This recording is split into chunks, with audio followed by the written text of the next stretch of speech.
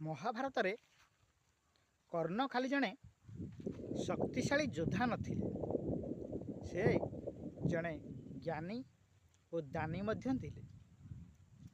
महाभारत युद्धर शेष समय से बुझीपारी जे से जहाँ भी करुछन भूल करुछंती, कारण से अधर्मर साथ देथिले। आ एक कथा भी बुझी सारी जे अधर्म साथ देउथिबा व्यक्ति जेते बलशाली हो, जेते क्षमताशाली हो, से केभे भी विजय लाभ करिपारिबो नाही।